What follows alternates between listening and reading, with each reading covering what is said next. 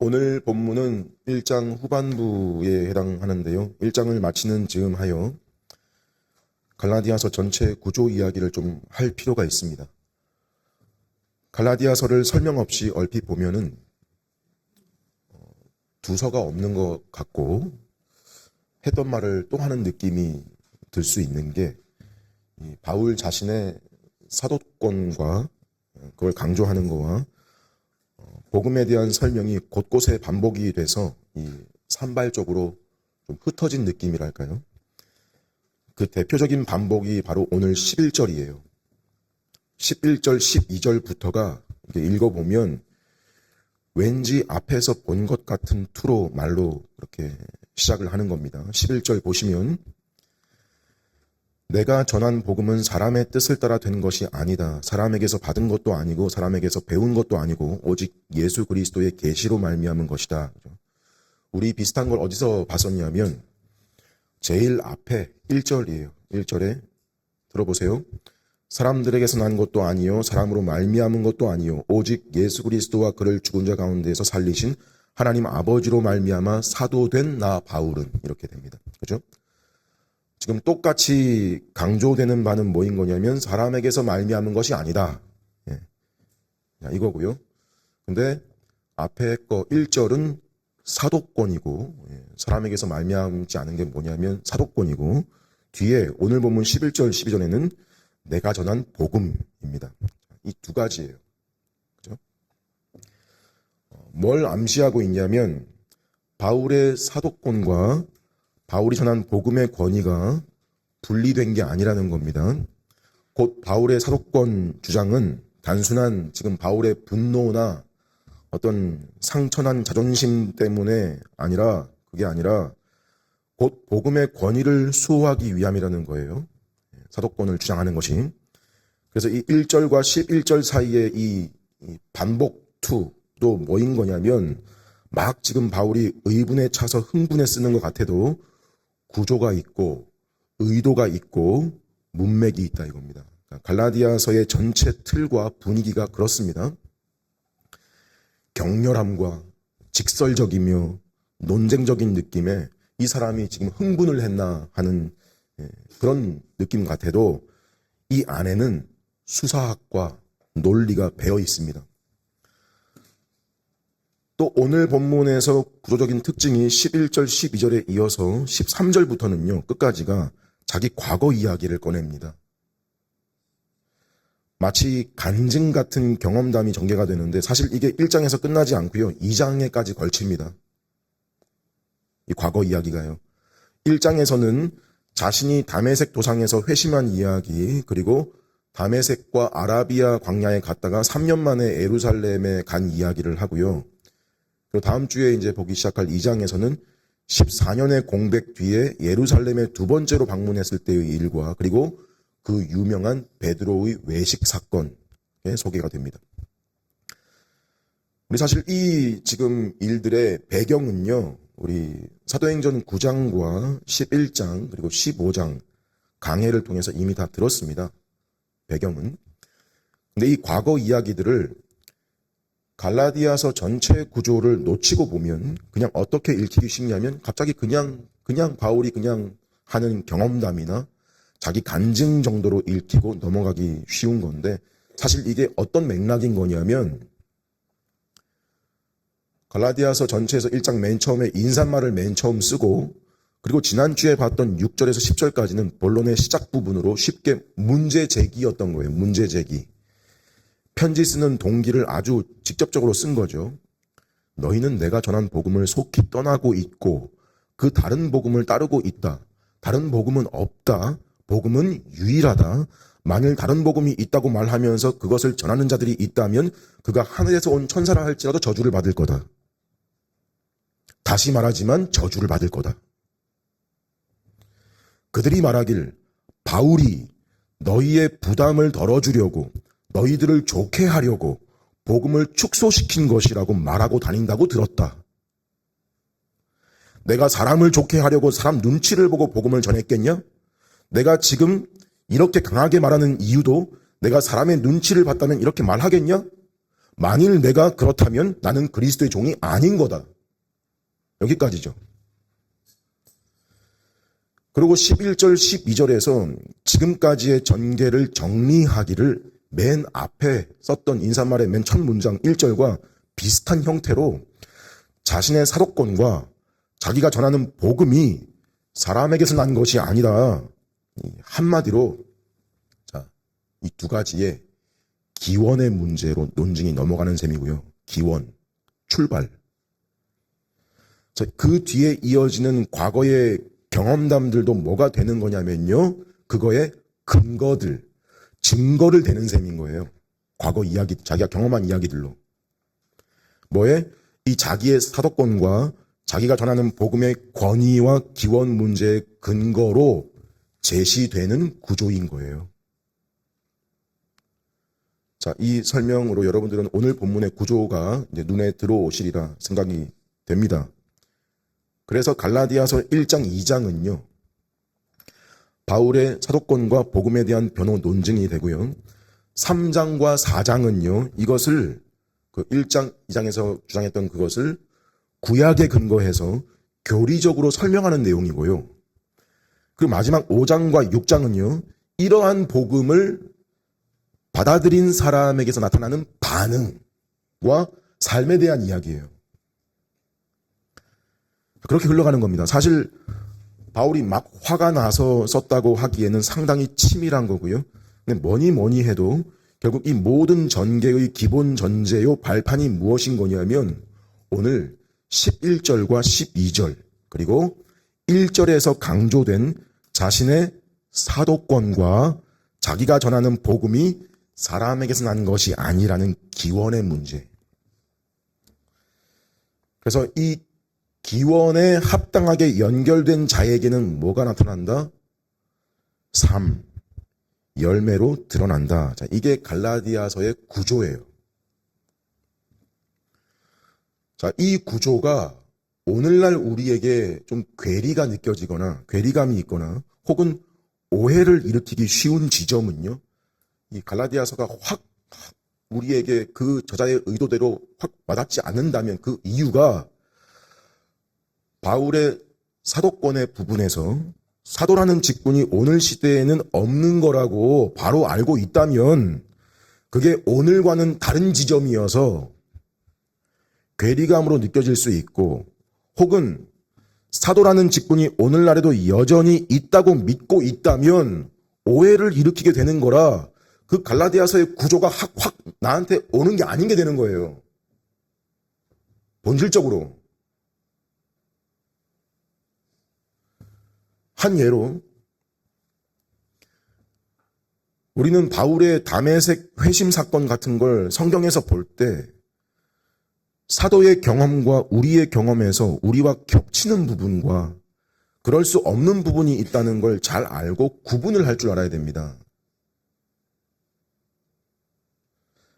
본문에서 사도가 자신의 사도권을 주장하는 것은 그것이 하나님의 계시가 신약 성경으로까지 완성되기 직전 기간에 하나님이 계획하셨고 마련하신 그 방식이라는 점에서 주장되는 것이고요.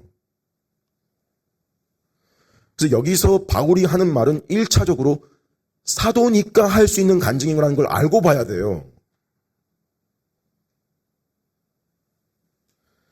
그러니 지금 사도라는 직분이 없는 우리에게는 그 사도권이라고 하는 권위는요. 오직 성경으로 돌아가야 하는 거고요. 우리의 1차 권위는 오직 성경 그뿐입니다. 당연한 거예요. 이것이 갈라디아서에서 강조되는 바울의 사도권을 오늘 우리에게 적용시키는 방식이에요. 기본이에요. 이게 종교개혁자들의 갈라디아서 해석 방식이었습니다. 16세기의 루터나 칼빈이 하는 말이 뭐냐면 교황은 사도가 아니며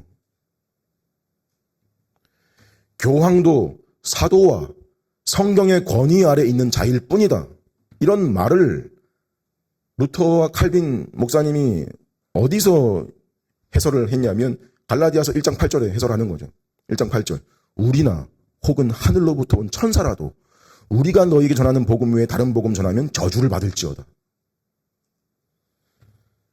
바울이 주장하는 사도권은 지금 우리에게 기록된 성경으로 권위가 이어졌고, 이에 그 최종 권위의 자리에 성경 플러스 교황, 성경 플러스 목사, 성경 플러스 교회의 전통, 그런 구조의 엄밀한 결국은 저주예요. 바울이 그렇게 사도권을 주장한 이유, 당시 다른 복음과 참된 복음을 가르는 최종 기준이 오직 사도였다면, 최종 기준이 지금은 오직 성경인 거예요.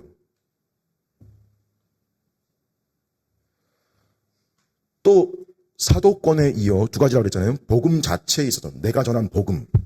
자, 오직 그리스도를 믿는 믿음으로 하나님께 의롭다함 받는다고 전했는데, 대적자들은요, 믿음 꼭 필요한데 거기에 플러스 율법의 행위와 공로를 추가시키는 거죠. 믿음을 부인한 게 아니에요.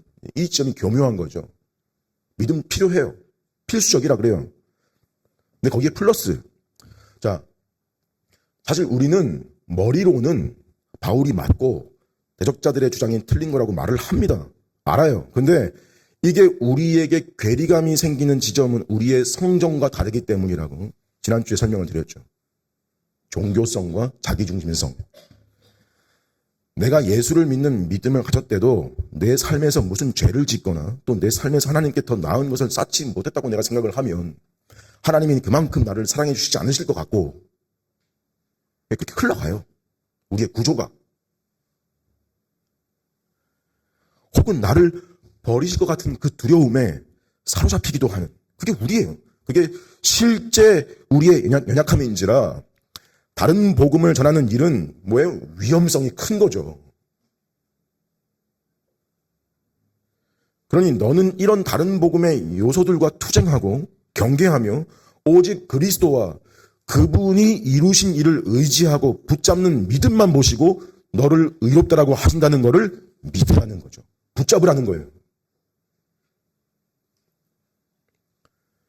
바울은 사람이 이 두 가지 문제, 자, 오직 성경, 오직 믿음에서 이게 옳게 깨닫고 사람이 그 옳게 아는 것이 삶에서 어떤 모습으로 나타나는가에까지 갈라디아에서 잡은 거예요.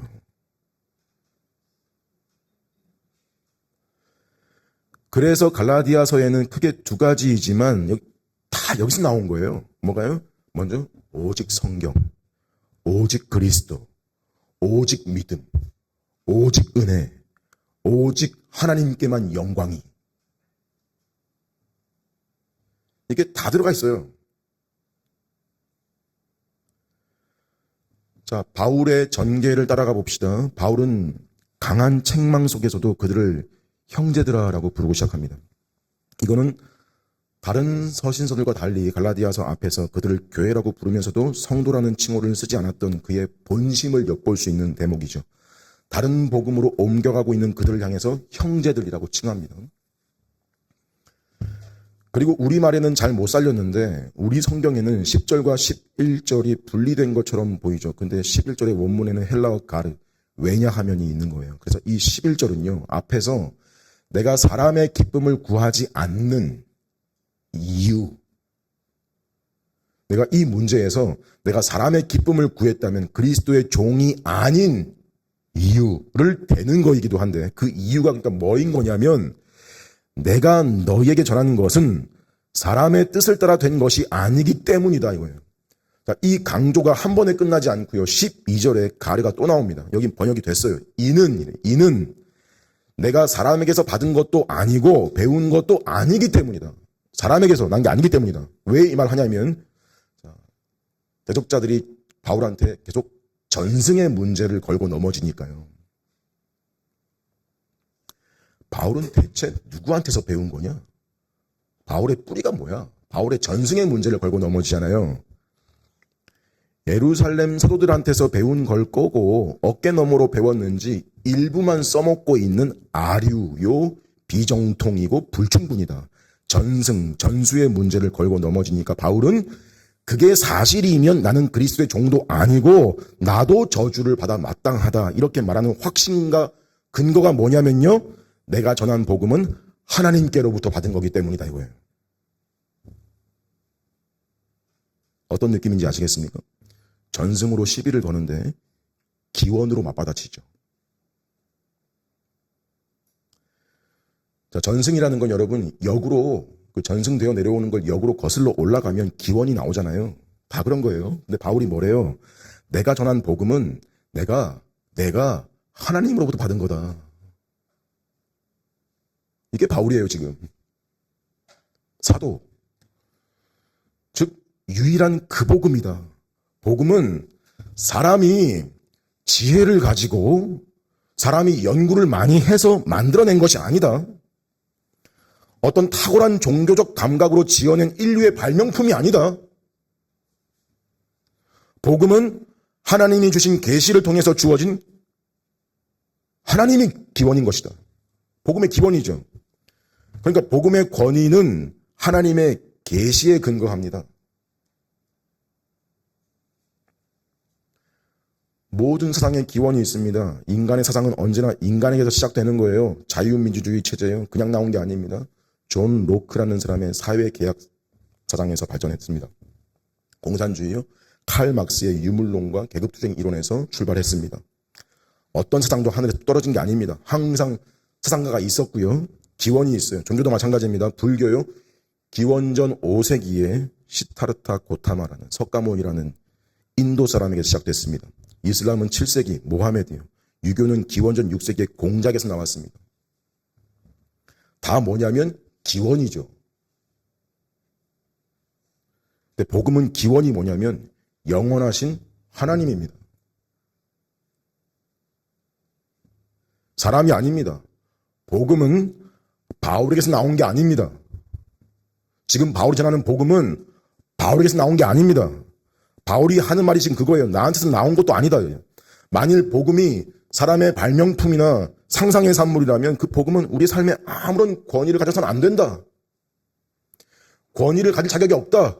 왜? 사람에게서 나온 복음은 결국 다른 복음인 거니까. 그건 그 복음을 이루려는 수단으로 인간의 노력을 요구하기 때문입니다. 그게 그럴 수밖에 없어요. 인간의 정성, 인간의 갸륵한 노력, 그게 들어갈 수밖에 없어요. 참된 복음은요, 주님이 다 이루시고 우리를 부르셔서 오직 주님이 우리를 위해 이루신 일만을 우리의 구원으로 신뢰하게 만듭니다. 만일 인간이 자기 자신을 위한 복음을 만들 기회를 가진다면 그건 반드시 인간 중심의 복음을 만들어낼 것입니다.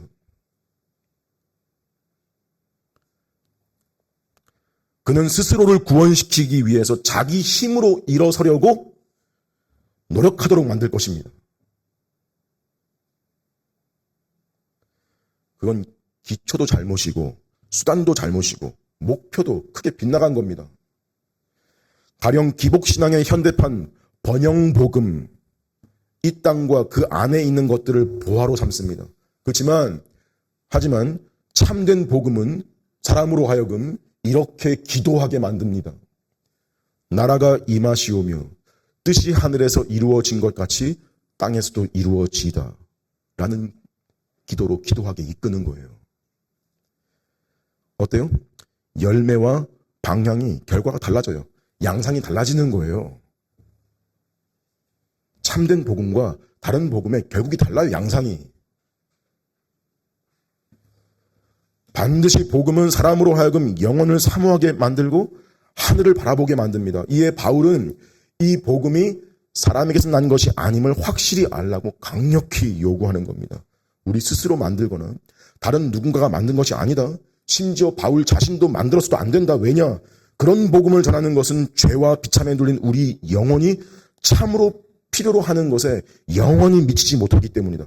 그래서 이 복음을 받을 수 있는 기원의 문제는 뭐밖에 없냐? 사람에게서 받은 것도 아니고 배운 것도 아니며 오로지 하나님께로부터 온 것임을 상기시킵니다. 그걸 특별히 바울이 어떻게 표현한 거냐면요. 12절 끝에 보시면 오직 예수 그리스도의 계시로 말미암은 것. 예수 그리스도의 계시라는 말은 주격이 예수 그리스도가 돼서, 주어가 돼서 예수가 내게 보여준 계시, 이 말도 물론 되겠죠. 그것도 사실이긴 하죠. 다메섹 도상에서 바울이 부활하신 주님 만나고 또 바울이 주님께 직접 받은 것이라는 말을 하기도 하고요.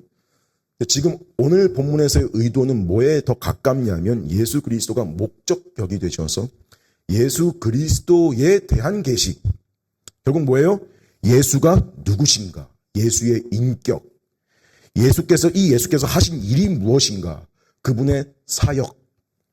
그래서 그분이 하신 일이 내게 어떻게 적용되는가 할 때 오직 은혜로 믿음을 통해서 나의 것으로 인정해 주신다는 이 복음이 사람이 계획해서 만든 게 아니고 하나님이 마련하셨고 하나님이 계획하시고 이루셔서 실제로 죄인의 죄를 씻으시고 새 생명을 주시는 하나님의 지혜와 능력이 복음인 것이죠. 이러한 복음은 하나님의 지혜고 하나님의 능력인 거예요. 왜요? 사람을 이렇게 바꾸니까요.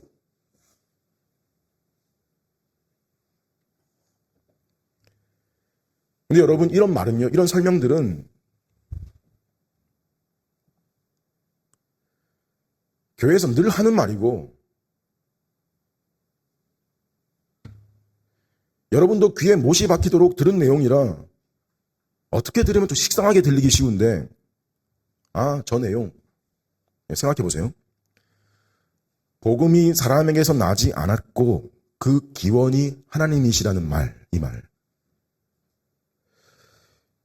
여러분은 복음을 정말 이렇게 이해하고 있습니까? 여러분은 여러분이 가진 복음의 기원이 사람이 아니라 하나님께로부터 말미암은 것임을 확신하고 있습니까? 몇 가지 스스로 체크해 볼 만한 예를 한번 들어봅시다. 만일 복음이 사람에게서 나온 거라면 그 양상은 사람들이 싫어하면 수정해야 되고요.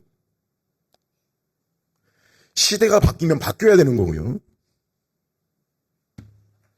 문화에 맞지 않으면 조정해야 할 겁니다. 그럴 겁니다. 그러나 복음의 기원이 하나님이시라면요. 정말 그렇게 믿는 거라면 우리는 사람을 기쁘게 하려고 복음을 조정할 필요가 없습니다. 사람들의 인기나 평가에 따라 메시지를 바꿀 이유가 없는 겁니다. 우리는 그러지 않을 자유가 있는 거예요. 그렇지 않나요? 여러분의 구원 문제도요. 복음이 한갓 사람의 산물이면 우리 구원도 그 논리 위에 서 있는 건데 얼마나 하찮습니까? 그러나 복음이 그리스도의 계시라면 구원은 하나님의 작정 위에 서 있는 거예요. 구원은 하나님의 성품 위에 서 있고 구원은 취소되거나 변화되는 게 아니라고요. 변하는 게 아니라고요. 또 복음의 기원이 사람이면 또 내가 믿는 것이 옳은지 늘 불안할 수 있어요. 복음의 기원이 사람이면 그럴 거 아니에요.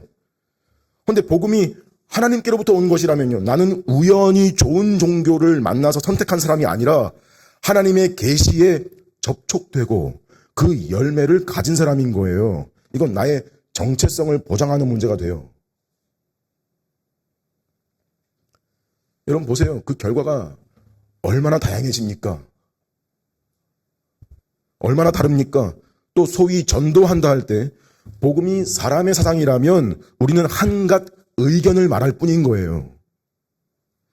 그러나 복음이 하나님의 계시라면요. 우리는 그냥 증언하는 거예요. 의견은 내가 설득을 해야 되는 문제지만 계시는요. 그저 증언하는 거예요. 이건 전도의 문제에서도 엄청난 자유를 부여하는 문제입니다. 내가 설득하는 거라는 부담은 없어요. 또 갈라디아서의 상황처럼 복음이 흔들리고 공격받는 때가 있어요. 교회 안에서도. 그러나 바울은 이렇게 말합니다. 복음은 사람에게서 난 것이 아니다. 즉 교회가 흔들려도 교회에 태풍이 불고 흔들려도 지도자가 넘어져도 문화가 변해도 복음은 변하지 않는다. 이것이 교회를 지탱하는 힘이 되겠죠. 어떻게 해야? 복음의 기원이 하나님이라고 믿어야. 믿는 데서. 보세요. 여러분은 어떻습니까? 정말 복음을 사람에게서 난 것이 아니요 하나님으로부터 온 것으로 믿고 계십니까? 자신을 한번 점검해 보십시오. 복음은 사람에게서 나지 않았습니다. 그 기원은 하나님이십니다. 예수 그리스도의 계시입니다. 복음은 우리더러 너가 무엇을 할 수 있는지를 따지지 않고요. 그저 예수 그리스도 안에 있는 거라고 말을 합니다. 복음은 우리를 그리스도를 바라보게 만들고 그분을 맛보게 하고 그분 안에서 즐거워하게 하고 그분이 가져다주는 열매와 복을 누리게 합니다. 왜요? 이 복음은 예수 그리스도에 관한 것이기 때문입니다. 이것이 복음의 권위입니다. 바로 이런 의도로 바울은 지금 자기가 전하는 복음을 부정하고 공격하는 이들에게 내가 전한 복음은 하나님께로부터 받은 그리스도의 계시다라는 주장을 하면서 증거를 대는 것이 바로 13절부터인 거예요. 무슨 증거를 대요? 자기가 경험한 일들로 쭉 증거를 대는 겁니다. 자, 1장에서는 총 3가지 증거를 대는데 사실 바울은 그 3가지를 막 분리시킨 게 아니고 하나로 쭉 말했지만 편의상 구별을 해서 설명을 좀 드려보겠습니다. 먼저는 13절과 14절의 자신의 과거인데요. 뭐라고 표현하냐면 내가 이전에 유대교에 있을 때에 그죠?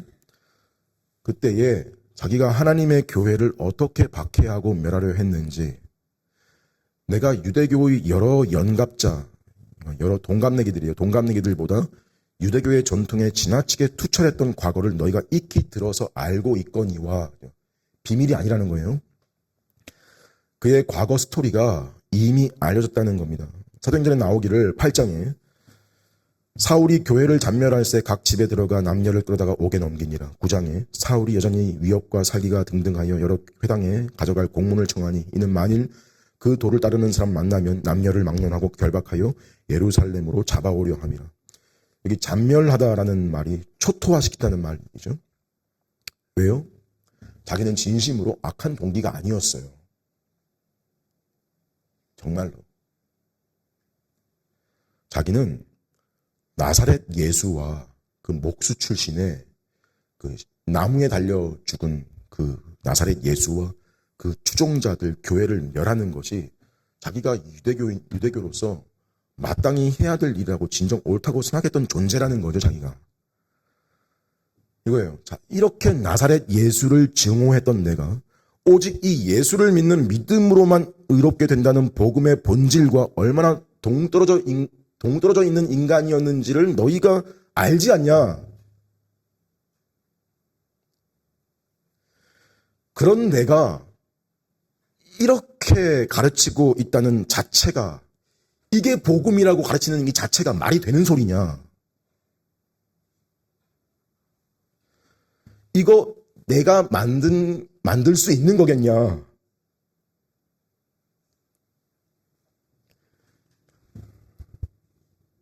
그렇게 증오했던 그 복음 전하는 일에 생명을 걸고 있는 이 모습이 과연 인간적인 것 이상의 무엇인가가 나를 바꿔놓았다라는 거 아니겠냐? 그 반대자들의 주장같이 바울이 지어낸 거다. 아니라는 거죠. 그럴 수 없다는 거예요. 이건 자기 속에서는 도저히 발생할 수 없는, 자기로부터 기원을 둘 수 없는 똑같은 거예요. 기독교 니네가 만든 거다. 사람이 만든 거다. 그 안에 있는 복음을 맛본 사람 하는 말이에요. 이거 우리가 만들 수 없는 거다라고. 자기로부터 기원을 둘 수 없는, 그죠? 자기 바깥에 외부를 가리키면서 복음의 근거, 그 기원을 그리스도에게 둠으로 그리스도를 가리키며 하나님의 주도권을 강조하는 의도인 겁니다. 이 일에 자신의 업적이나 공로 때문에 내가 사도로 택함받은 게 아니라는 걸 말하는 거죠. 내 안에서 복음이 발생한 것이 아니고 복음이 바깥에서 내 속으로 침투한 거죠. 이 자체가 전적인 은혜로 된 것이라는 말이죠. 그 의도예요. 과거 이야기가.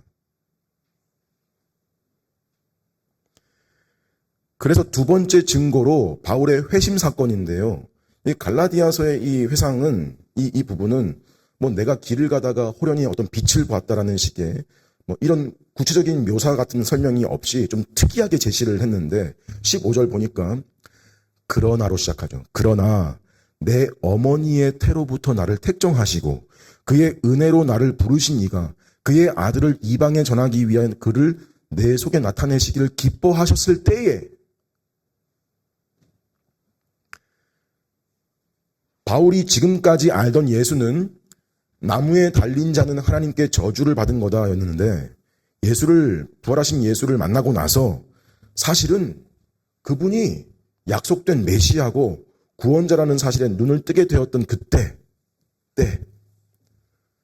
뭐도 보이기 시작했냐면, 눈이 띄었냐면 자기에게 주신 사명이, 자기를 사도로 부르신 이 부르심이 지금 이 순간에 즉흥적으로 결정하고 나를 부르신 게 아니라 내 어머니의 태로부터, 즉 내가 태어나기 전부터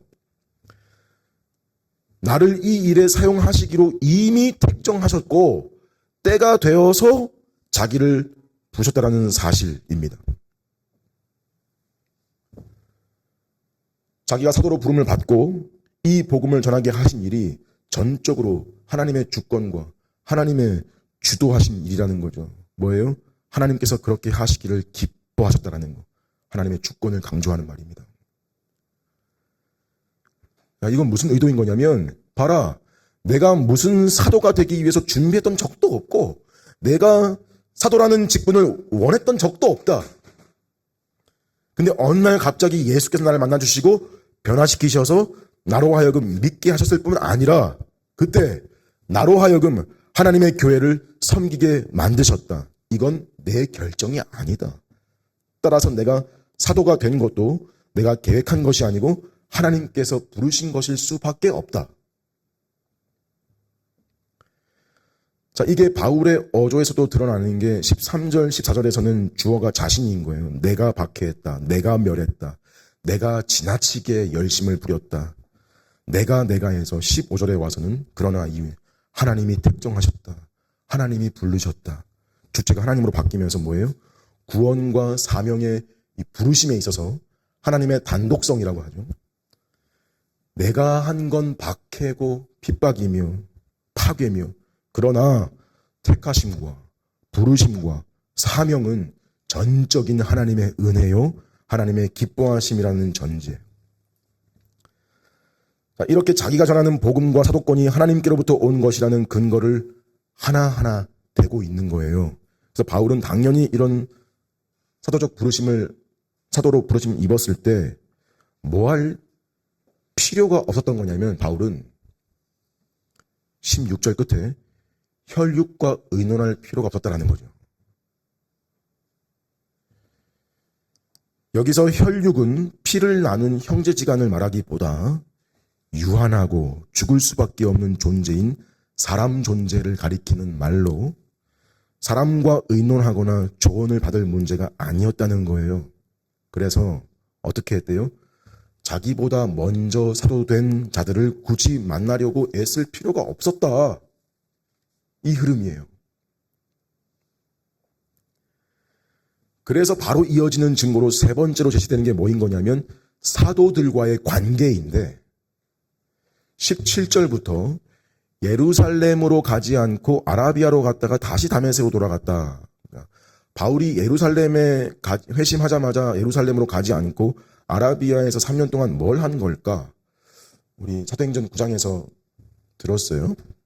아라비아가 당시 나바테아 왕국이라고, 거기에서도 유대인들의 회당이 있었다고 전해지는데 거기서 뭘 했겠냐, 바울이. 거기서 수련을 하고 은둔 생활하면서 사역 준비를 한 게 아니고 거기서 이미 이 복음을 전한 거라고요.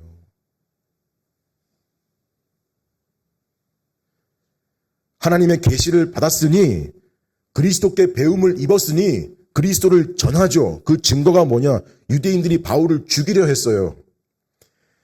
다시 다메섹에 또 와서 결국 예루살렘으로 오게 된 경위가 뭐였냐면 최종 광주리를 타고 성벽을 빠져나와서 그 길로 예루살렘을 간 게 3년 만인 거예요. 그게 여기 17절과 18절의 배경인데 중요한 건 이 말을 왜 하는 거냐면 내가 나보다 먼저 사도된 자들에게 전수받은 것이 아니라는 거예요.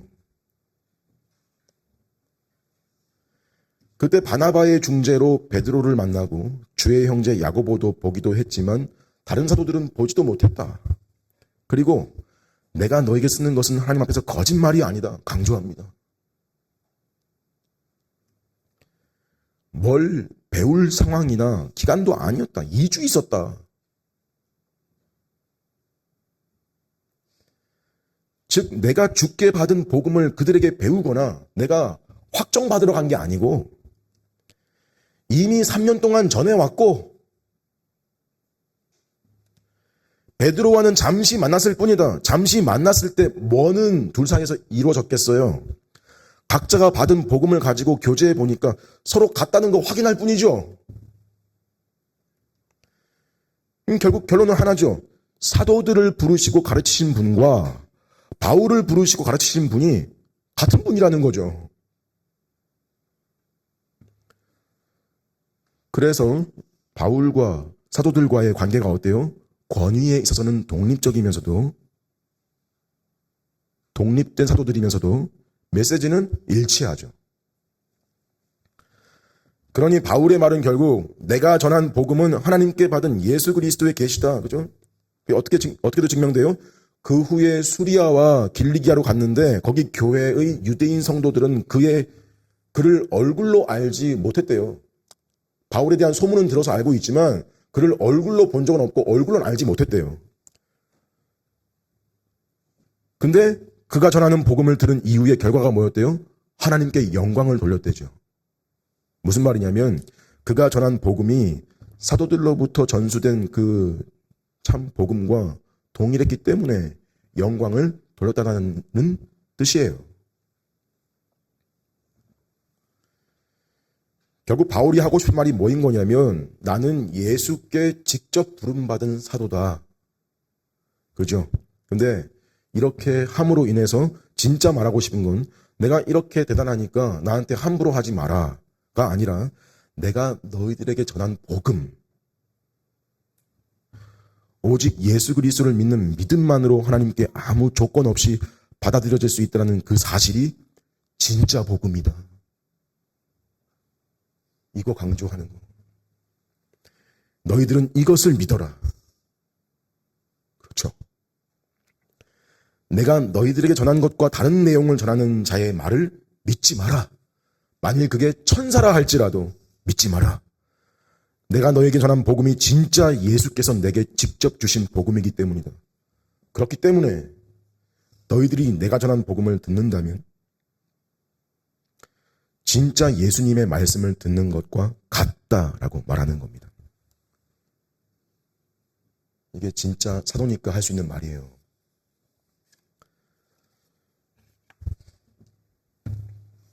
여러분, 우리는 지금 바울의 이 논증을 성경을 통해 보고 있습니다. 당시 갈라디아 교회의 성도들은 바울의 증언을 사도의 가르침으로 받아들여야 했다면 지금 우리는 이 바울의 주장을 성경을 통해 봅니다. 그죠? 바울이 기록하기를 이건 내 생각이야 라고 말하는 게 아닙니다. 뭐라는 거냐면 내가 전한 복음은 인간 의견이 아니라 하나님의 계시다. 그죠? 그럼 오늘 우리가 갈라디아서를 읽을 때에는 바울의 사상을 읽는 것이 아니라 하나님의 계시를 읽는 것입니다. 성경은 분명 사람이 썼습니다. 바울이 썼고 누가가 썼고 모세가 쓰고 다윗이 썼습니다. 근데 동시에 성경은 하나님이 쓰셨습니다. 모든 성경은 하나님의 감동으로 된 것입니다. 만약 이게 한갓 자기 경험이고 그 경험에 근거한 주장에 불과한 한 사람의 생각이라면 이렇게 말해도 됩니다. 나는 다르게 생각해. 나는 꼭 그렇게 해석하지 않아. 그건 그냥 나와 같은 사람의 경험일 뿐이야. 그런데 이게 하나님의 계시라면 그렇게 말할 수 있는 문제가 아닌 겁니다. 그저 그 말씀에 비추어 자기를 판단하는 기준으로 삼아야 할 것이지 내가 판단할 제일 내용이 아닌 겁니다. 그래서 성경을 대할 때 우리는 이렇게 고백해야 됩니다. 지금 하나님이 말씀하신다. 지금 하나님이 나를 책망하신다. 지금 하나님이 내게 믿으라 하신다. 지금 하나님이 나를 위로하신다. 자, 이것이 지금 바울이 말하고 있지만 하나님이 말씀하시는 거죠. 자, 갈라디아서의 싸움은 결국 이게 출발이에요. 사도권. 이게 출발이에요. 복음의 기원이 어디에 있냐? 사람인가? 하나님인가? 성경의 권위 문제 똑같습니다. 성경의 기원이 사람이라면 우리는 선택적으로 받아들이면 됩니다. 그러나 성경이 하나님의 계시라면, 분명한 사실이라면 우리는 그 전체를 하나님의 말씀으로 받아들여야만 됩니다. 골라서 믿지 않고 기분 좋은 부분만 붙들지 않고 불편한 부분도 다 포함시켜서 하나님의 말씀으로 받아들여야 됩니다. 왜냐하면 이 말씀의 기원은 하나님이시기 때문입니다. 마찬가지입니다. 지금 설교자, 사도가 아닙니다. 다 2차 전달자들이 성경을 해석하는 시대인데 그 말은 그들 말에는 오류가 있을 수 있죠. 하지만 그들이 이 책에 있는 말씀을 바르게 전하고 있는 것이라면 그 사람은 지금 하나님의 합당한 도구요. 하나님께서 지금 여러분에게 말씀하고 계신 것이죠. 이것을 분명히 붙잡는다면 우리는 하나님의 말씀을 다른 데서 찾을 필요가 없습니다. 여러분들은 하나님의 말씀을 듣고 있는 거란 말입니다. 이게 지금 바울의 사도권이 오늘 우리에게로 이어지는 성경의 기원이 하나님이시라는 말의 의미예요. 또 복음의 기원이 하나님이시라는 거, 바울이 그거 증명하려고 자기의 경험담을 나열했는데 정말 이 복음을 알게 된 사람, 우리의 경험과 겹치는 게 뭔지 아세요? 이 복음은 내가 만든 게 아니라는 겁니다.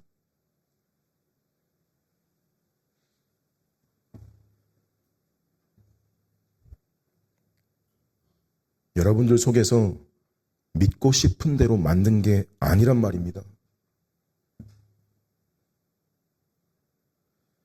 그렇다면 그건 이미 복음이 아닌 겁니다. 여러분, 우리는 그 복음과 전혀 관계가 없었습니다. 이걸 깨달아야 됩니다. 이게 먼저입니다. 우리는 그 복음과 아무 관계가 없던 존재였습니다.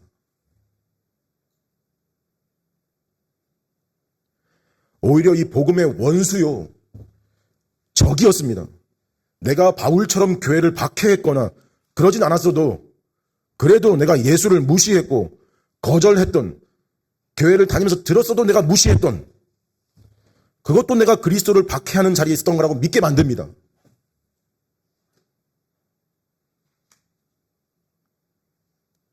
겹쳐요.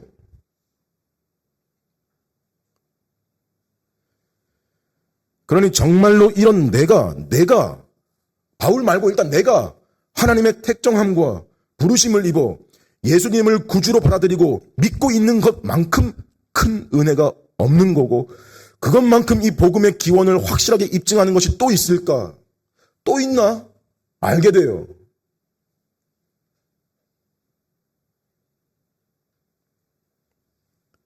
내 행위와는 전혀 무관하게, 내 상태와 내 존재와 전혀 무관하게 내 공로나 자격이나 내 조건이 아니라 오직 예수님 믿는 그 믿음 보고 믿음 통해서 나를 받아주셨다라는 그 사실이,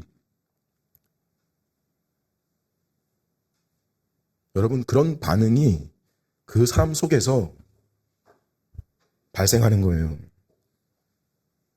내 속에서 발생한 게 아니라 들어온 거라고요. 없던 거예요. 내 속에. 여러분, 얼마나 그게 놀라운 일이고 하나님이 기뻐하시는 일인지 뭐라고 표현해요? 성부께서 아들 예수님을 내 속에 나타내시기를 기뻐하셨다예요.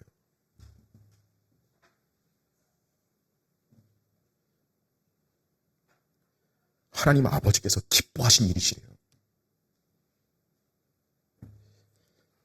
여러분, 복음은요, 하나님의 능력이고 하나님의 지혜입니다.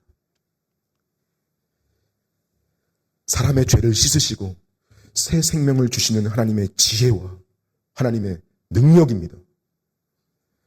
나는 죄인이다. 나는 나를 구원시킬 수 없고 나는 바뀌었고 바뀌어 가고 있다. 사람 속에서 그렇게 믿게 만듭니다.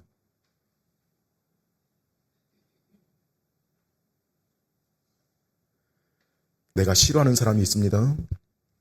그래서 생각합니다. 나는 용서하지 않을 거다.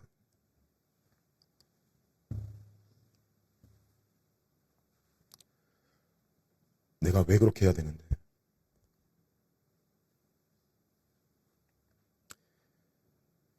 여러분 다 이해합니다. 그런 생각이 쉬 사라지진 않는데 그런 생각조차도 점점 힘을 잃어가는 걸 경험하신 적이 있으십니까? 물론 세월이 약이라서가 아니라 말씀 때문에요.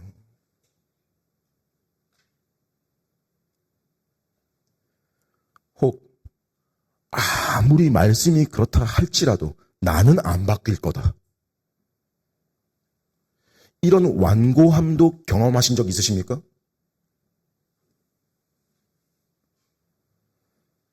혹 지금 경험 중이신 건 아니십니까?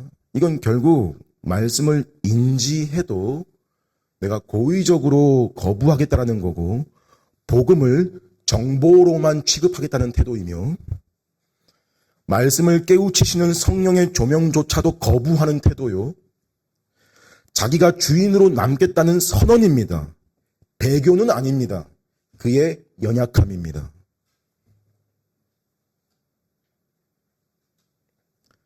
하지만 복음은 결국 그를 바꿉니다. 그 마음을 항복시킵니다. 그 문제, 지금 예를 든 그 문제만 아니고 전반이 바뀝니다. 뭐냐면 박해자가 전도자가 되는 겁니다. 하나님은 우리의 더 나은 모습으로만 영광 받으시는 것이 아닙니다. 지금 우리의 연약함 속에서도 하나님은 이미 뭐예요? 특정하시고 나를 부르신 그분이 우리를 건져내신 과거 때문에도 영광을 받으십니다.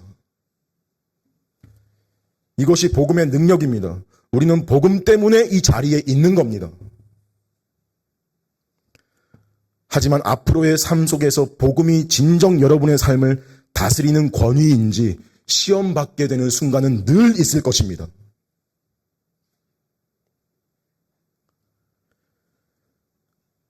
복음이 진정 너에게 권위가 있는 것이냐? 하나님께로부터 온 것이라고 믿는 것이 맞느냐? 소중한 것이 내 곁을 떠나고 사라질 때, 관계가 끊어질 때, 기대가 무너질 때, 여러분 스스로에게 물어보셔야 됩니다. 정말 복음이면 충분한가? 주일마다 모여서 우리는 하나님 말씀을 듣고 복음을 대합니다. 예배와 지체들과의 교제 속에서 우리는 자신의 연약함을 보고 인정합니다. 함께 찬송하며 혼자가 아님을 압니다. 그리고 서로를 보면서 이렇게 말해줄 수 있습니다. 말할 수 있습니다. 형제님, 자매님, 하나님이 당신 안에서 행하신 일로 인해 하나님께 영광을 돌립니다.